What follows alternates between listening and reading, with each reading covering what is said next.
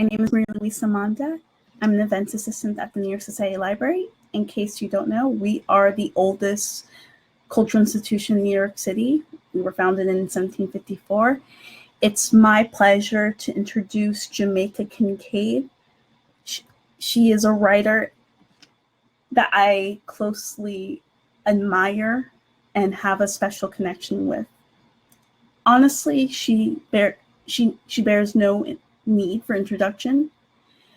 If this is the first time you ever, or hi Jamaica, hello. Hi. Welcome. Hi. I was just all right. I've turned my webcam on. Hello, welcome. Yes, Hello. no, I was just expressing my admiration of you and how you wrote Annie John, A Small Place, The Short Story Girl, as well as a memoir in tribute to your brother, which is called My Brother, and that you are an avid gardener as well as an accomplished professor of African American studies at Harvard University. So it's our pleasure to have you here. Thank you. It's an honor to be here. It's you must forgive me if I don't really know how this works. So if I do something, please forgive me. Something that is technically inappropriate. I take full responsibility for all the things I say, inappropriate or not. You're not responsible for those. But if I push a button that does something, please forgive me. Oh, Everything else, take me to the dump.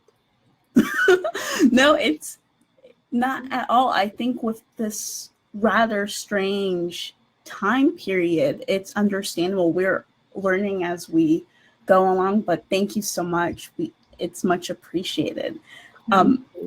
It's a pleasure. And I really, before we jumped on here, we were having a conversation about your mother, and what I noticed in many of your works, including Annie John, here's my copy, well as the short story Girl, the relationship between mother and daughter is powerful. There's conflict, there's this tension. And what I found to be extraordinary, not only, of course, this is an intimate relationship that's very real, it's human, it's a relationship that many mothers and daughters have, but I found there is this historic symbolism, this sense of, there is that, as I know, you write about colonialism and imperialism, and I can't help but see a connection there. Do you mind jumping in on that for me? Oh, not at all. It's not at all, and I absolutely agree with you and appreciate very much that you see that. Though, again, at the time, you are, what you're describing is something that's obvious now, and also a description of my emotional, intellectual development, the arc of it. But yes, the description that I understand, I came to understand and understood intuitively, without being able to articulate it as much as I can now, was the relationship between the intimacy of the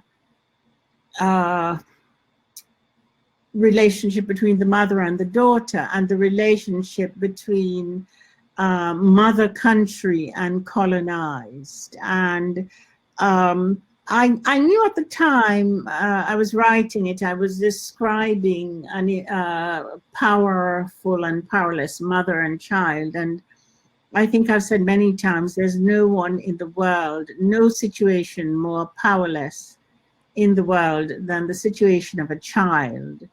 and you can ask me about that later. But I was very aware, though not able to articulate it as much as I can now, when I was writing Annie John, that I was making a metaphor of the colonial situation and the colonized. And now a mother and child is something that occurs in the natural world. You know, a woman who's older has a child, and that relationship is what it is. And all sorts of social conventions have an impact on it, but also all sorts of real cultural, psychological influences act on it. But yeah, the mother in Annie John, by the time I wrote it, I understood the dynamic between powerful and powerless, and I saw the mother, or particularly the mother in the relationship between these two, as extremely powerful, and the child as powerless. You know, the first inkling I had of it, or the first way I had of articulating it, or yeah, was in a, oops, excuse me, I just drank a lot of raspberry flavored soda water. Was a story I wrote, the first short story I wrote, called Girl. And it's, you know, I don't think anyone has ever said that, but if you were to compare the way that story unfolds in a kind of, it's almost a legal document. Do this, don't do that. It's almost like a repetition of the colonial laws established for how people in the colonies should behave. And a lot of the colonial laws were laws that did not exist in the colonial center. So you had ways of telling people how to behave in the colonized area that would not have applied to English people who lived in England. So yeah, always I had thought of the maternal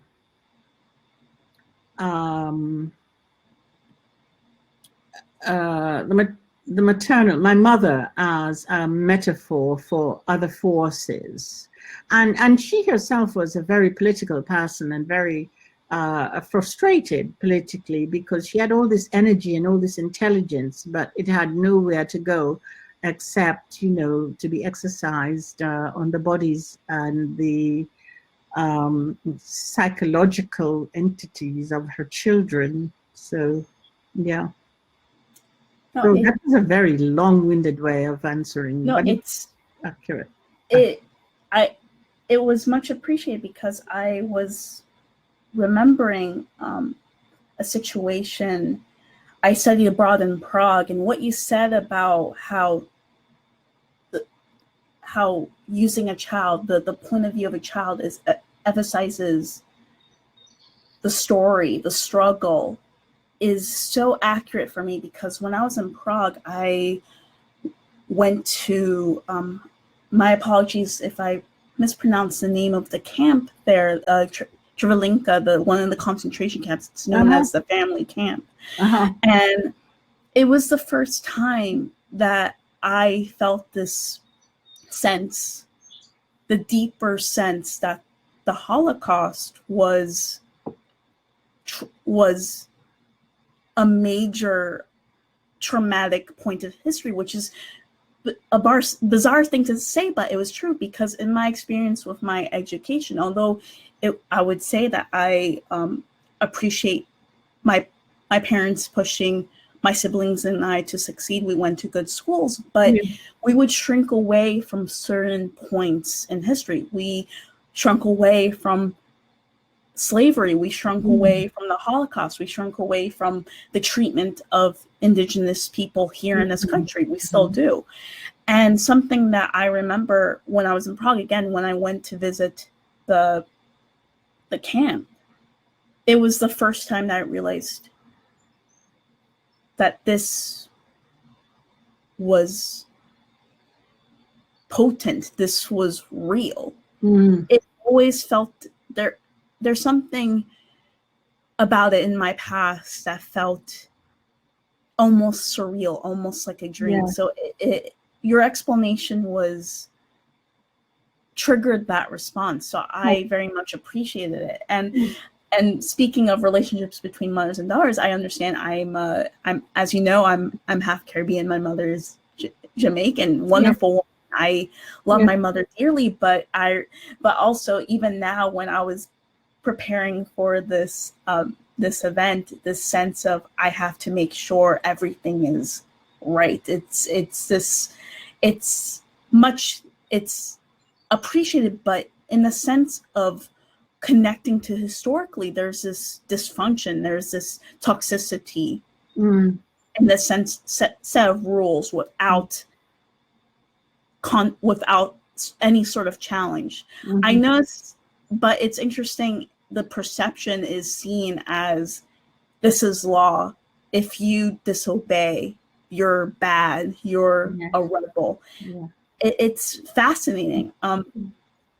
In your novel Lucy, when Mariah and Lucy were they have different point of views of daffodils, and Mariah sees them as beauty and elegance, but the more Lucy is going through different cycles of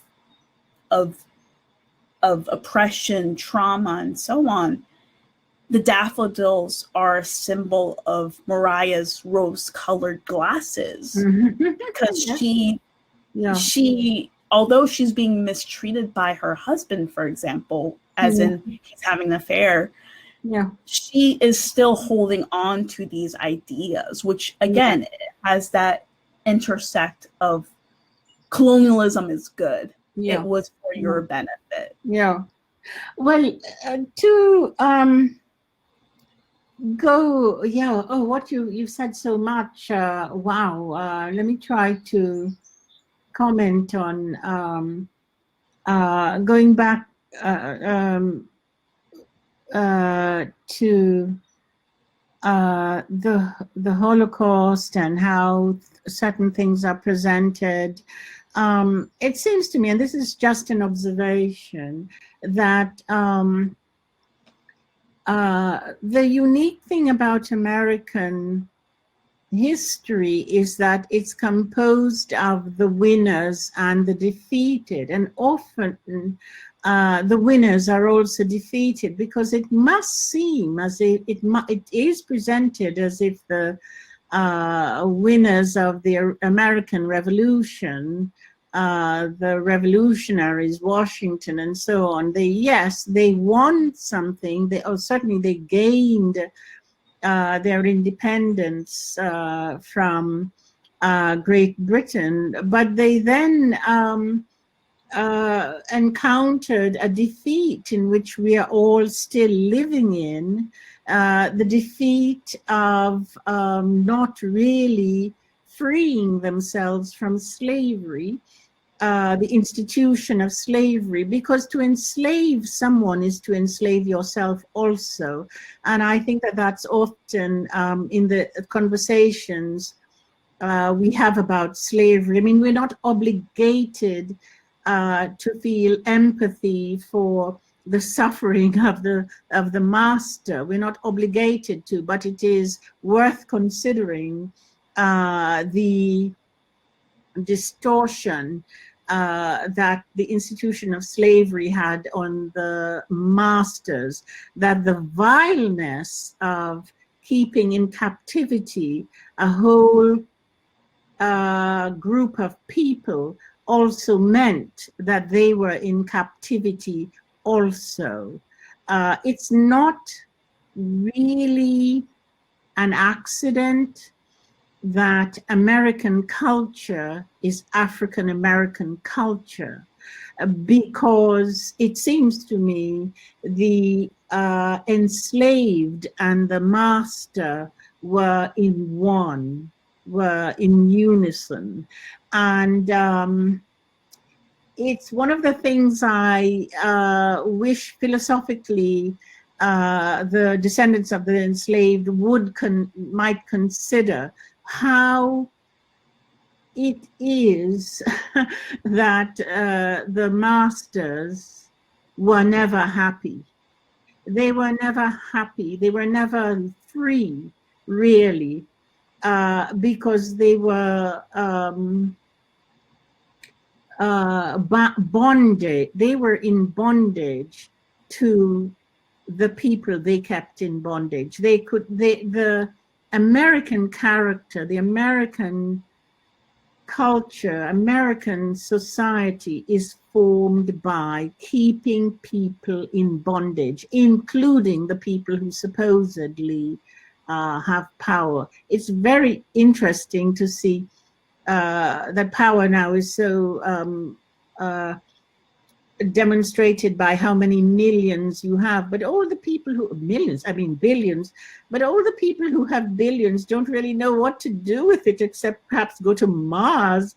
And why would you go to Mars? Mars looks like the Earth destroyed. Why is Mars a pleasure? You've hardly can meet a person with billions of dollars who has an interesting idea.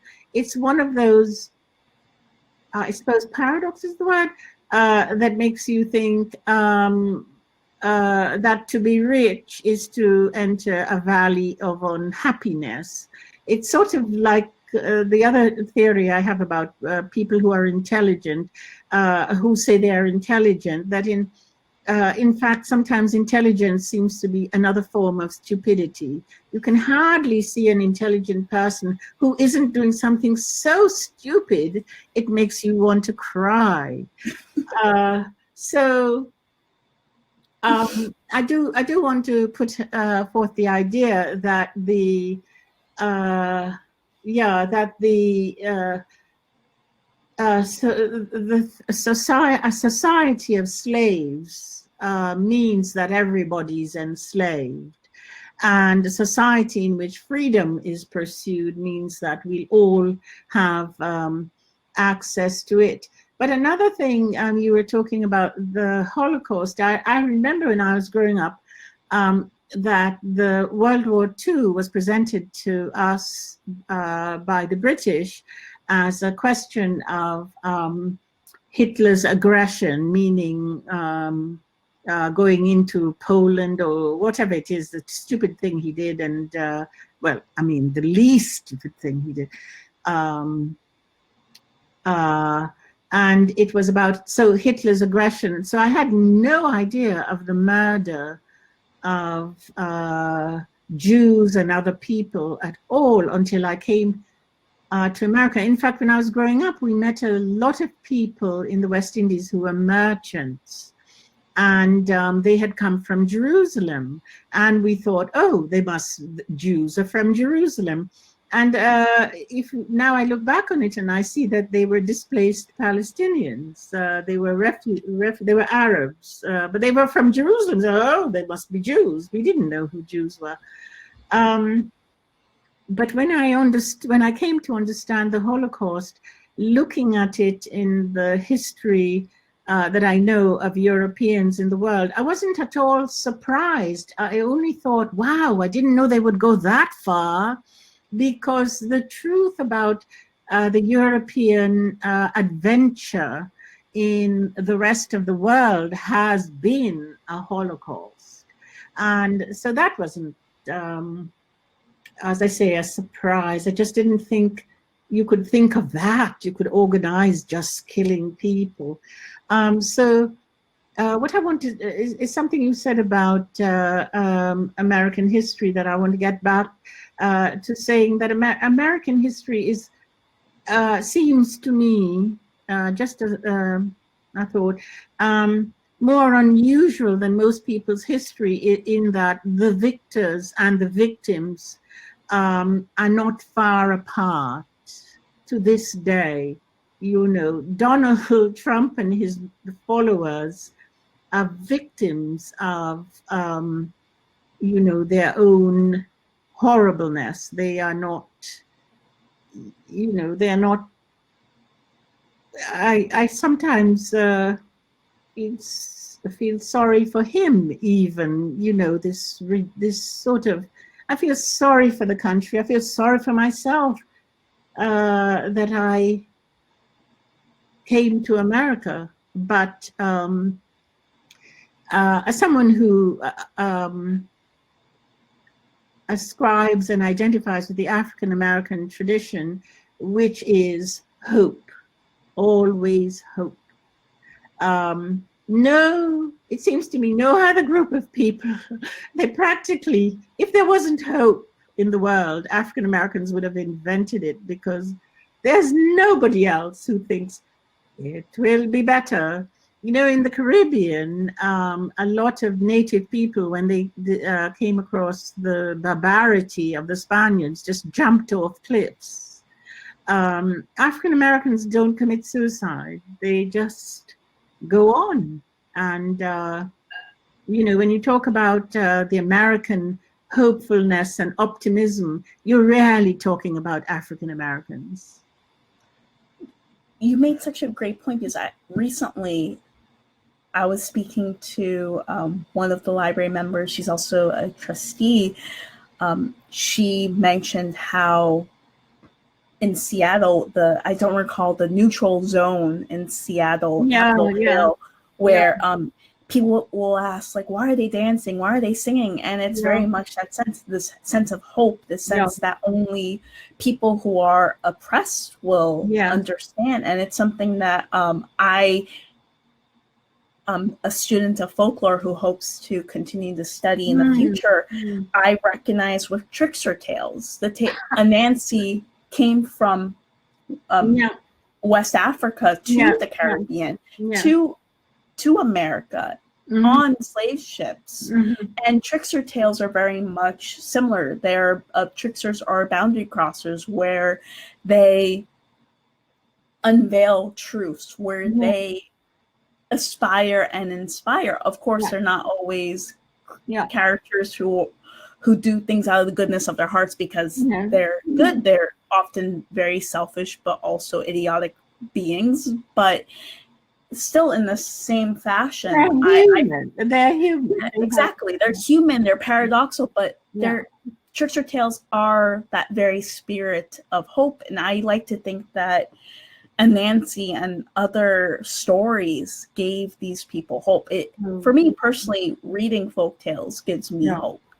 I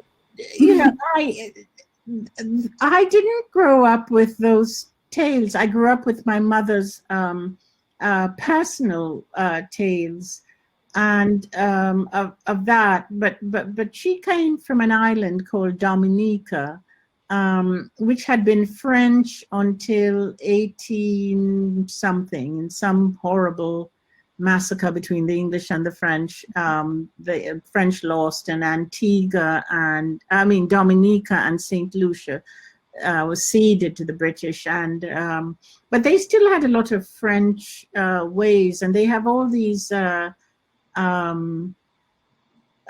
stories of spirits and so on, that is very much of a certain island and a certain culture. But it was not, as far as I knew growing up, I didn't grow up with Nancy tales and so on. I mean, I, for some reason, grew up with my mother making me into Shakespeare and English literature, and her own interest being biographies of great men, scientists, or one particular influence of hers was Louis Pasteur. No, that's that so those were rings a bell favorite. for me. No, it rings a bell because allegedly my mother would read Shakespearean plays while she was carrying my twin sister and I, as well as my brother. And I took part in Shakespearean plays. I played mostly male roles. I always enjoyed, I played Friar Lawrence in Romeo and Juliet, Macduff in Macbeth, and I believe I was Festus in what was it, Twelfth Night. But it's interesting that you said that, because I believe, this is my opinion, but I think there is this sense of a push, at least from my Caribbean side, this push to be better, this push to have this ambition to fit a certain mold. I remember I couldn't scream in the playground. I have to, at school, my teachers didn't want my hair to be a certain way. I couldn't put coconut oil in my hair.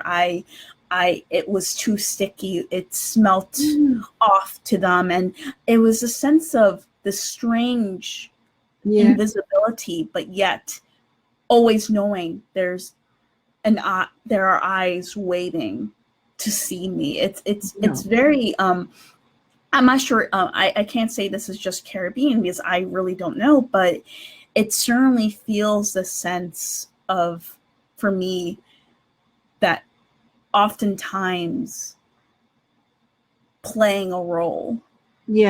Unlike me. And I noticed that with Annie and John, especially being a coming of age story, the sense of where she is trying to find her way. She loves her mother, for example, going back to the relationship. But as she grows older, she's rebelling against her. And even in certain moments, she has this strange, not strange because I understand it, but her behavior towards death is rather folkloric in nature, superstitions towards nature. I don't exactly remember the correct quote, but I believe it was to the effect of, we were afraid of the dead because we never could tell when they might show up, something like that.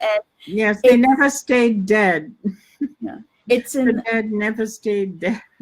It's an incredible quote, because in a folkloric sense, at least in Jamaica, there are duppies, the spirits. And I remember if I passed by a cemetery, my mother would say, bite your fingers. So just in case I have this temptation to point, because if you point, it's a disrespect. And then they'll cut or bite off your fingers. But at the same time, it's also like the sense of history is crawling back.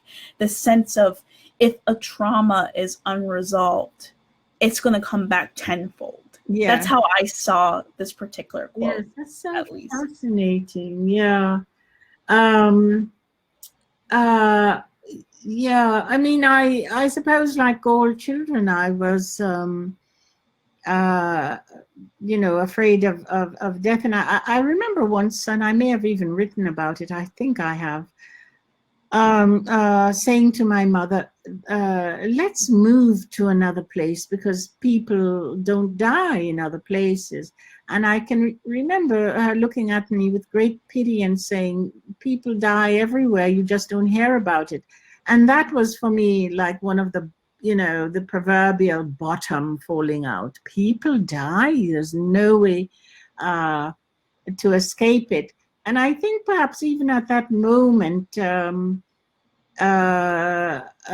that time, because I could read very early on, that I must have been reading the book of Revelations, which was the Bible was the only thing I had to really read all the time. It was a book that I didn't have to return. It was the Book of Hours. And I remember reading the Book of Revelations, and there's one point where it says, at the end of the world, people turn to the rocks and the mountains to save themselves, and the rocks and the mountains turn their backs on people. And I remember thinking, wow, there's no way out of this feeling, So I just, but I think most children probably are obsessed with the idea of death. And I suppose I'm still a child because I still can't believe in the whole nonsense of death. I feel about death is that it's much overdone. I wish it would go out of fashion, like one of those sneakers that everybody's wearing, and then nobody likes it anymore. I wish death would become like that. It is perfectly understandable. And like you said, I agree. Children all have this obsession with death. I remember the age I became aware of death. I was 5, and I would go around saying, "Moriamo tutti," everyone dies. I will go around just saying "Moriamo tutti," everyone dies. It was this existential crisis at 5 years old. I don't know why, but I just like, everyone's going to die. Like, everyone dies. And my Italian aunts and uncles, my Italian side is very superstitious. Like, death is just, don't say anything about death. If you sneeze, they're probably calling the priest just to prepare for, I don't know, but I remember they would be like, stop saying this. And I would have this, I would keep saying it. That's sort of the, I suppose, the triumph of Protestantism or the Enlightenment is to not be superstitious. But human beings, I don't see how there's so much we can't explain. So of course we're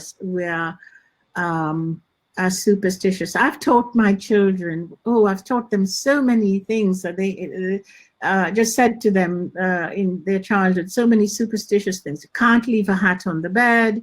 You can't walk. What is it about their mother will die? You can't step on a crack because you'll break your mother's. That one. But I think it's you can't wear one shoe is one. All these things I grew up with that, and they think it's ridiculous, and yet they adhere to it. They obey it because, well, especially the mother will die. They love me, and so they want me to die, so they don't do it, even though they don't believe in it at all. The child is. I think the child in all of us is so constant. I feel. I sometimes feel that what I am is just what I look like now is just sort of this enormous covering for the 7-year-old. I don't think I'm past 7. I think I'm really 7, and all of this is just sort of like that Russian doll. Somewhere in here you can just pull out the little 7-year-old in her school dress uniform, looking so earnest and hopeful, and of course ultimately to be betrayed. No, I love that imagery of the Russian doll, because I too have been working on the inner child, playing, dreaming, writing, reading, and it's something that I do think, going back to what you said about Trump and his supporters, I do feel it certainly has that childlike attitude, this fear, rooted in misguided hate, apathy, and so on. And it's just, sometimes I want to say, are you tired? Are you exhausted feeling this way? And for me, I think, to be honest, I've been thinking about this for a long time, and I feel in many cultures, we have guilt and shame-based societies. Some are more dominant than others. Oh, And something that I feel personally is that once someone accepts,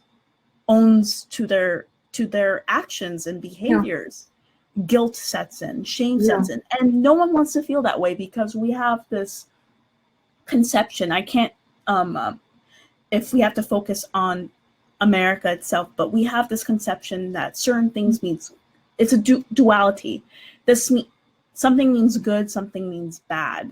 You Mhm. can't describe, for example, a person who committed mass atrocities as a brilliant orator because brilliance means good, but that's not accurate. Yeah, yeah. I think I really, I try not to, I do believe there is evil, of course, but I try to, I think it doesn't resolve anything to um to have this mindset. I think what could help resolve issues is understanding, owning up to one's history, learning more, and I think it starts with education.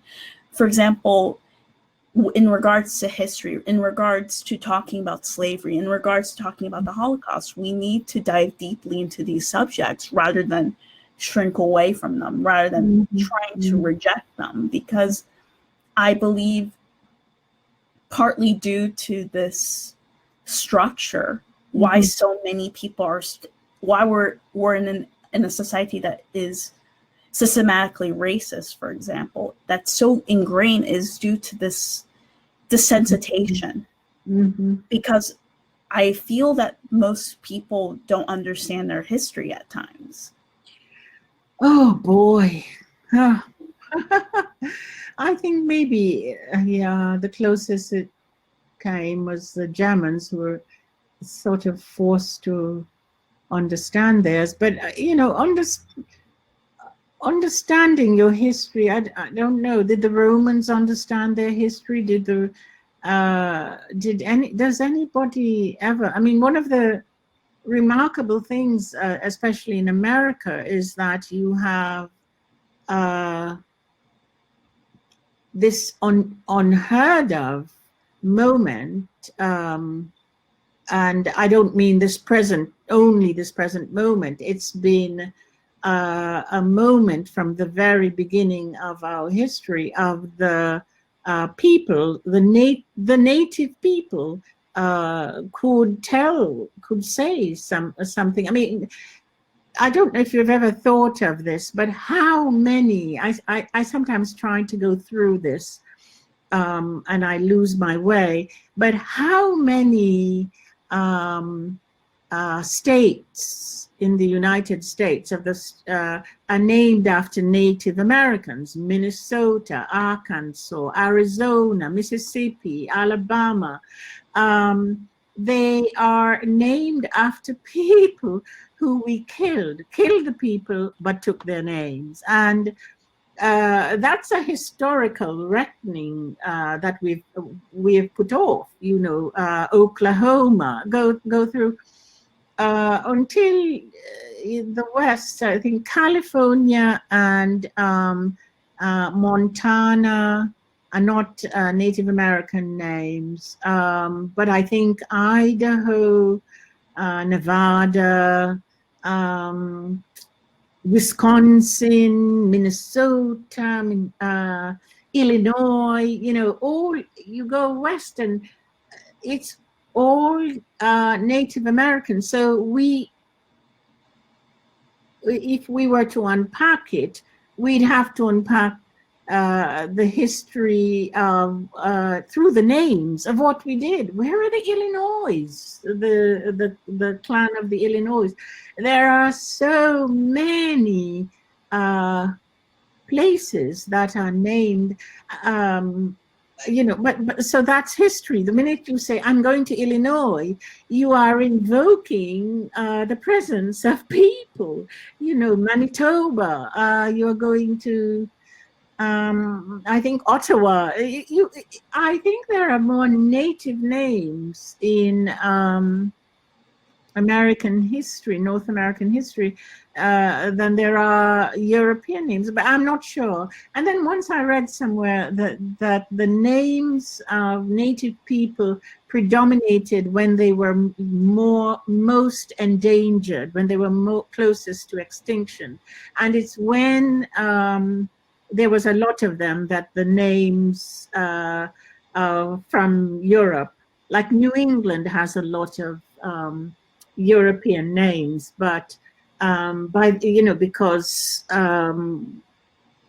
we hadn't wiped them out completely. But the further you go, when they are just about to be extinguished, their names remain. Now that is a history that isn't reckoned with, or isn't, or we don't understand, but or refuse to understand. We do understand it, we refuse to acknowledge it. But it's pretty incredible that every time you say Minneapolis, you are talking about people, or Cheyenne. You're talking about people, real people who used to be there. They're the west of the Missouri, Mississippi. It's all these people, and as I say, every time you say their names, you are invoking their spirit. I'm very, very taken by that. Oh my goodness! I see the time is getting. We're getting closer. Yeah. Did that make any sense, by the way, what I just said? I find it fascinating because I believe that names and memories are so powerful. I remember just even my mother saying, like, don't ever say your name in public because you never know who will use that against you. And many cultures in the folkloric in the folklore sense, names have that power. For example, the Odyssey, Odysseus, when he's facing the Cyclops, he first introduced himself as, I'm no one. I'm nobody. And then later he foolishly says, I'm Odysseus, son of Laertes. I'm king of Ithaca. And then he's decimated because he calls attention to himself. But it's true. It's this, but I agree. I think in some ways memories alongside names, there's an immortality. It depends on how it's used, how it's perceived as well, because Chief Seattle, speaking of names, he's a Native American chief who but he says that death is just a change of worlds, and it's I'm not really sure that. Yes, but we need another hour to discuss this aspect. Is there we're coming is there do people want to ask something? Is that how do yes, of course. I feel there's some specific questions I do have for you, and two of them are writing, so I hope you don't mind. So do you have any writing projects right now? Are you publishing anything next? Oh gosh, I'm always publishing something or writing something, but I can't talk about it because if I did, I would lose interest in it. So next question. Perfectly understandable. So you've written in several genres: fiction, memoir, travel narrative. Can you talk about the experience of writing? Like, how is it? Do you have a favorite genre? How are these genres similar? How are they different to each other? Oh gosh, I have to say I'm not intelligent enough to make these distinctions. I'm so grateful, I guess is the word, to write, that I don't really think of it as a genre. I was exposed to writing and reading as a child, and I read everything. So I never really made a difference. For instance, the art of the essay or the art of the novel. When I read books about the novelist, I just think, oh, what an idiot. Because, I don't think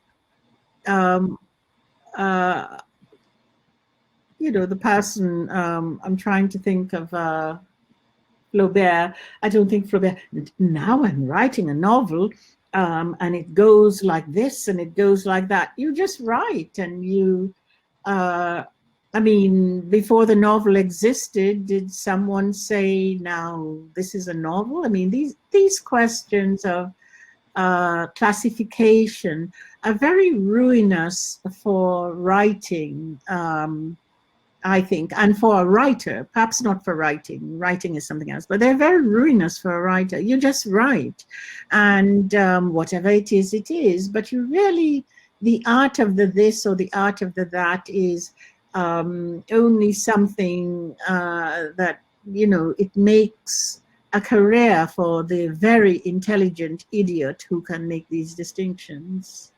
But I don't, and maybe it's idiotic of me, but I don't care. I just write. I'm sure Dostoevsky didn't think, well, now I'm writing a novel.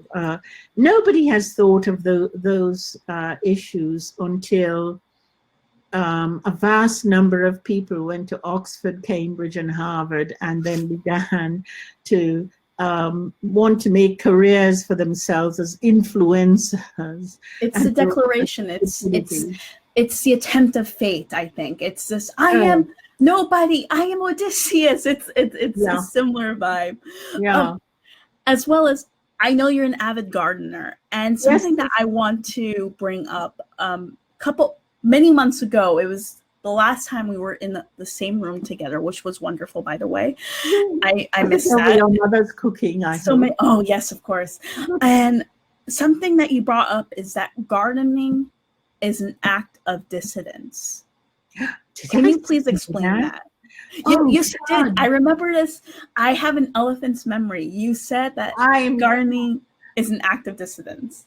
God, I've really got to stop speaking. I just got a slew of quotes from two students of mine.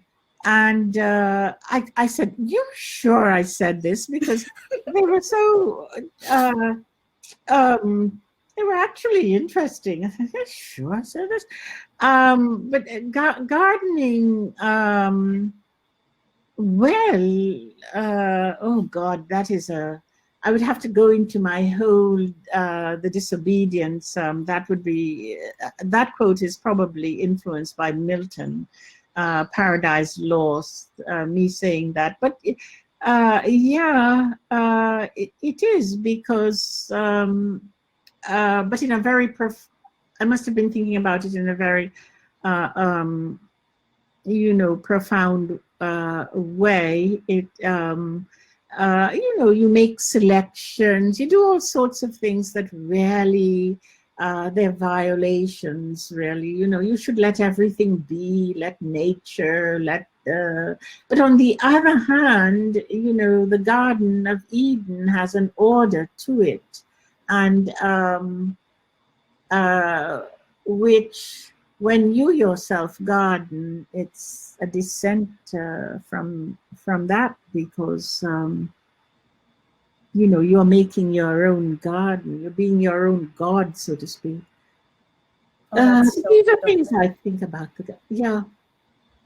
And as you know, for everyone who doesn't know, but before hopping into the event, we were having a conversation about how I don't have a green thumb, or at least I don't know as of yet. And I remember something I know about plants and flowers and so on are more, of course, folkloric based.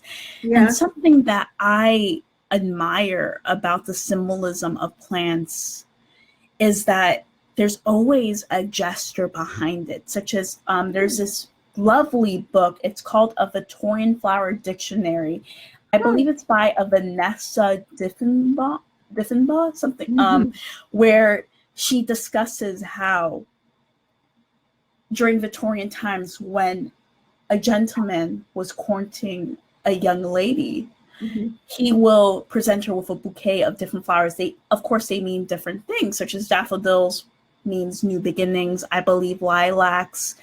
Very interesting. Very interesting stuff. And the thing was, it depended.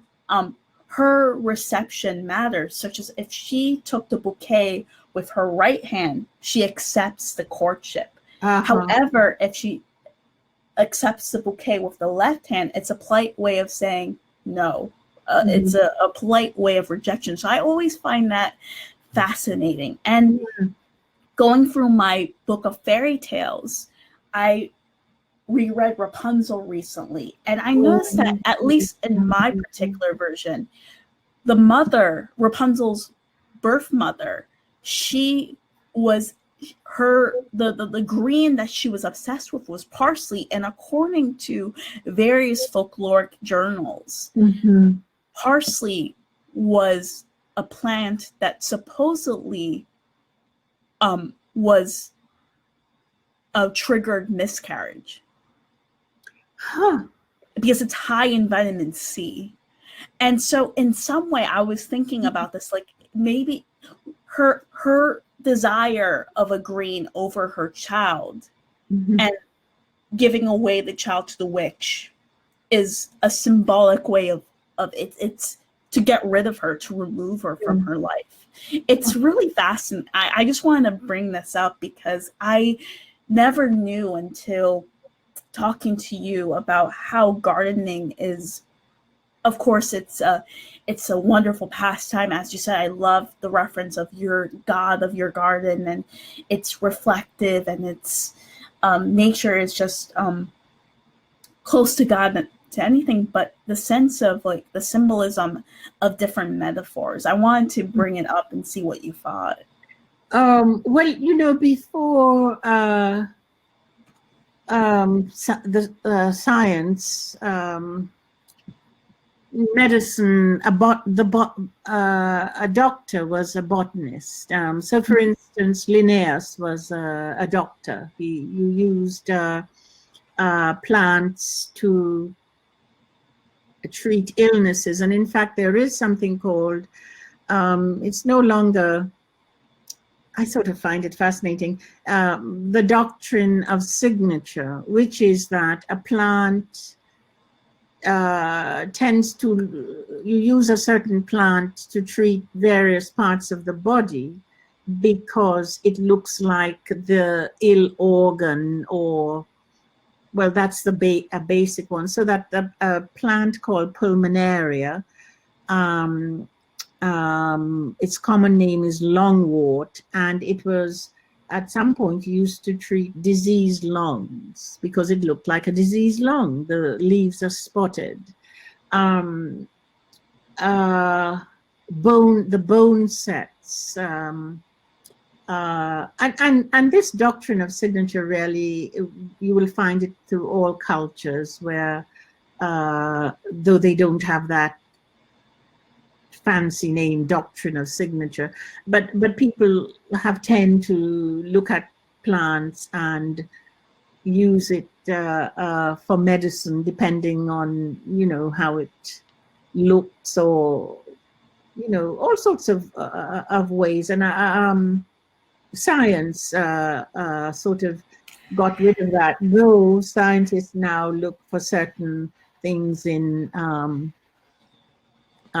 plants and use them. I mean, there's sort of a scandal of pharmaceutical companies sending people to rural places and seeing what people use for so and so, and looking at it to see if it has an ingredient that will cure heart disease and make them $1 billion, and so on. So plants, plants are but are very much a part of healing. But I always perhaps what's the word I'm looking for? Perhaps anecdotal, something like that. Always think that the reason for using plants to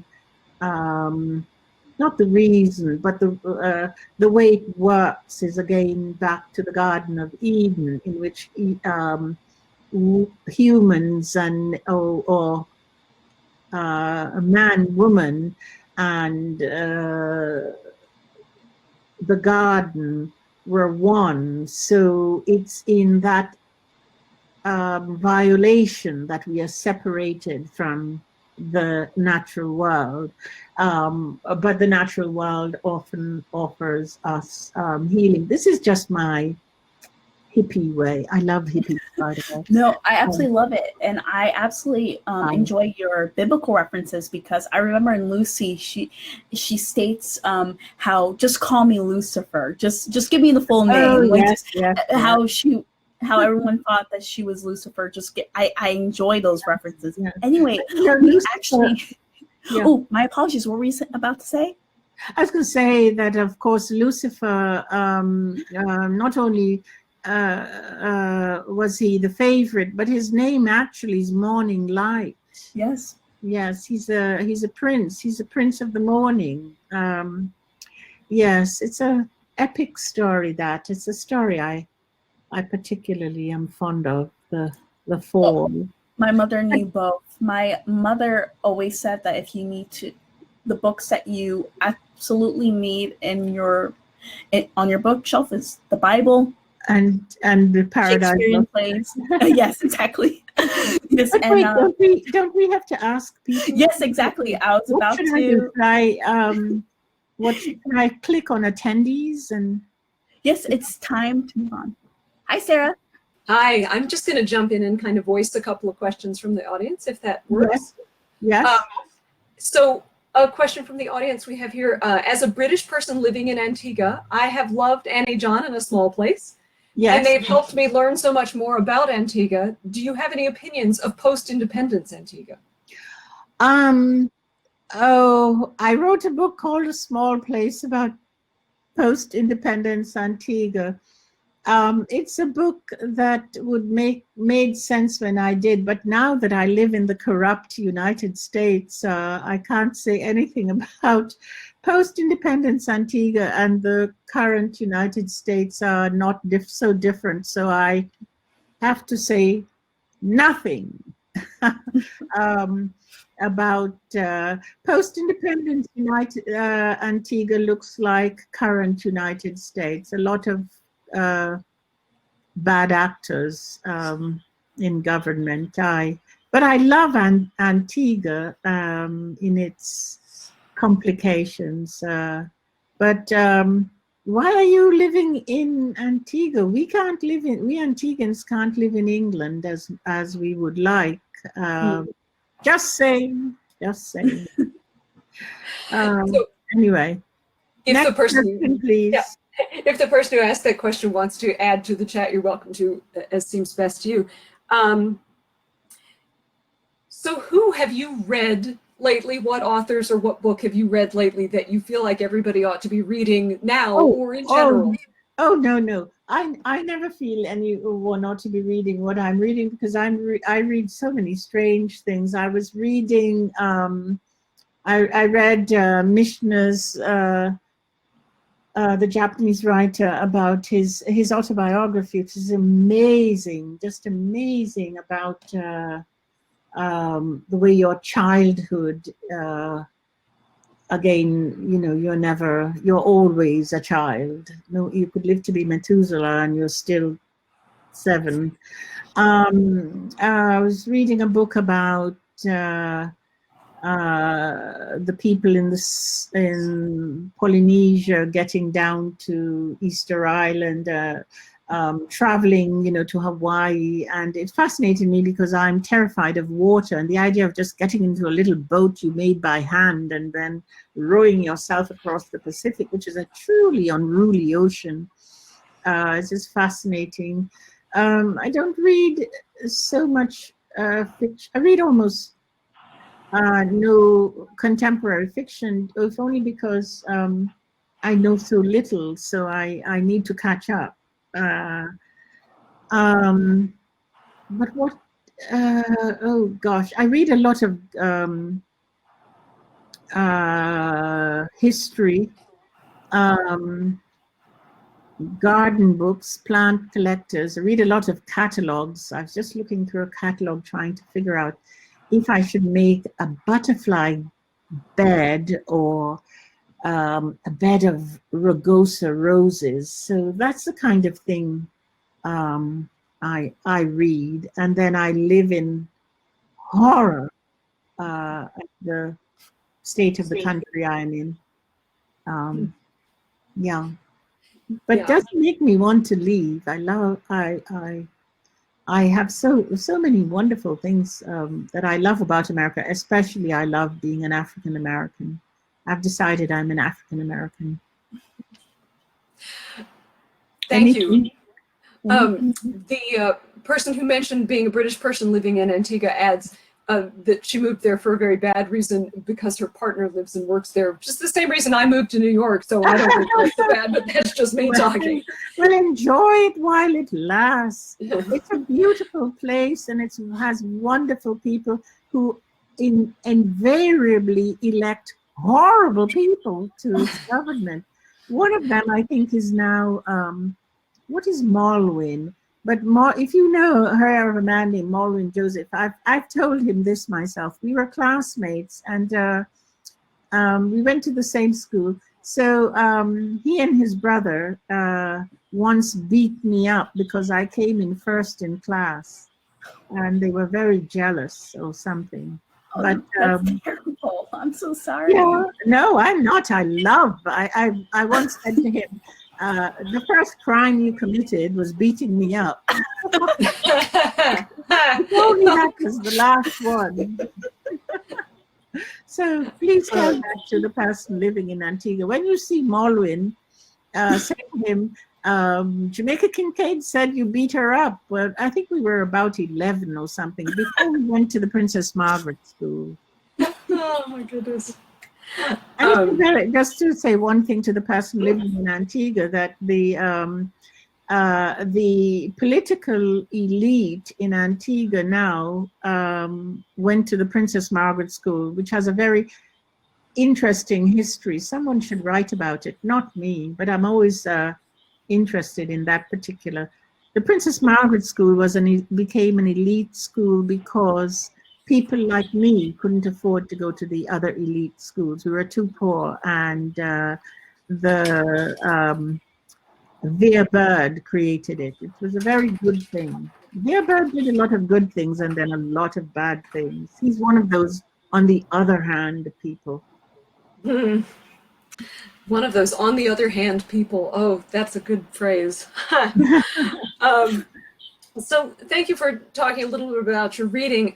I'm curious, just because it's very much on our minds at the present time, during lockdown or quarantine or this past season, have you found it conducive to reading and writing? Not conducive to it? It didn't really matter. Conducive to gardening? Oh, very conducive to gardening. It didn't, it doesn't matter in a certain way, though I get extremely worried about, catching, I haven't left Vermont since I returned to Vermont on March 13th. I was returning from Antigua. My brother had died, one of my brothers, and I'd gone home to the funeral and came back. And I haven't left Vermont since.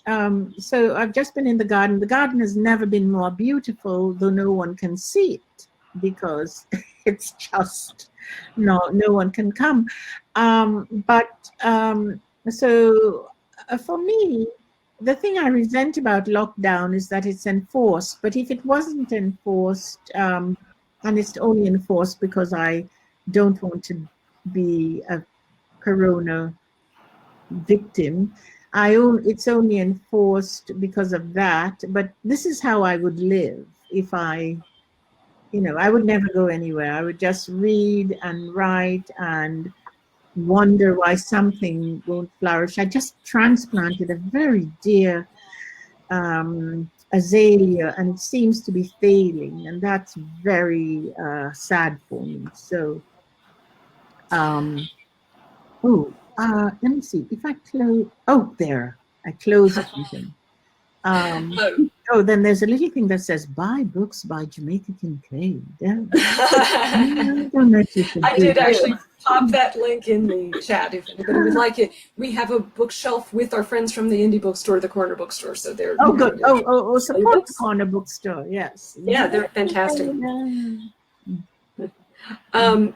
So I was just going to throw in one more question, and if anyone in the audience has anything else they'd like to add, now would be a good time.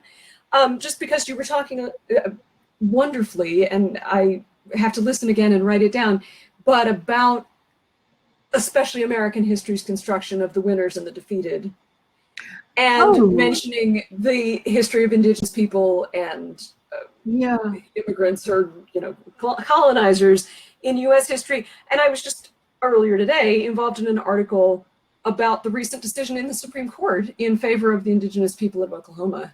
Oh, that was so amazing. And by that Gorsuch person. Wow. I know. Exactly. Nice. Yeah, what about American history about the, well, my view is that the defeated and the triumphant, especially in American history, are so tied up, because as I say, I think the victors, Jefferson and the immigrants from Europe felt victorious, but the thing they were not victorious over was how to free themselves from depending on the presence of these other people. I mean, the undertaking of the institution of slavery cost them enormously, and it might not look so to Michael Brown's mother, though it does. The shame of their cruelty and their deceit, and I mean, it's one of the funny things about white Americans is that almost everything they are always accusing Black people, African Americans of, is that they are first guilty of it. It's they who are lazy and enslave people to do work. It's they who are cheats. It's they who are violent. It's they who are have made themselves despicable. So that's the complicated thing. You are looking always, if you're an African American, you're always looking at people who are accusing you of their crimes, and so you are speechless all the time. Just but it's you, not me. You're just sort of it's you who are unworthy of the holy thing called a human being. So that's what I mean. And I think it's waiting for some African Americans to really, because it's a lot of things to go through, like us in the colonial world, and I can only speak of the British colonial world. Is there anything more inexplicable than your English people going to leaving their supposedly beautiful England and ideal England and going off to live among people they loathe? Is there anything more crazy than that? You just say, who are you? Who's the stupid person here? Europeans are just, they leave you stunned. The history that they have imposed on the world, the actions they've imposed on the world. And the other thing I just want to say about American history is a study of the past, but in America, it's not history, it's ongoing. We are living in that moment that begins in the 16th century. It's like one big wave of something. There's no past, really. It's only one long, long present. Yeah, I sympathize with that. Thank you so much. I think that wraps up the basic Q&A portion. So I'm going to mute my mic again and hand the stage back to Maria Luisa. I Thank want you, to Sarah. thank Mary Louisa for this, arranging this and inviting me to participate in this. It's really wonderful. Thank you. Oh no, thank you for joining. I knew that it would be an intimate conversation about books, writing, politics, gardening. We want that beet recipe. Oh, by the way, to the audience, we were discussing about beets. She's cooking beets. Yes, I roast beets and then I might chop them up in a salad and put. They're very good with apple cider,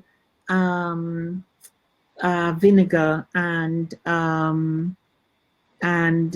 some kind of oil and salt and pepper. That's all. Very good. Or just sometimes I just sit on the porch and eat them raw with a glass of wine. Just eat them, freshly roasted.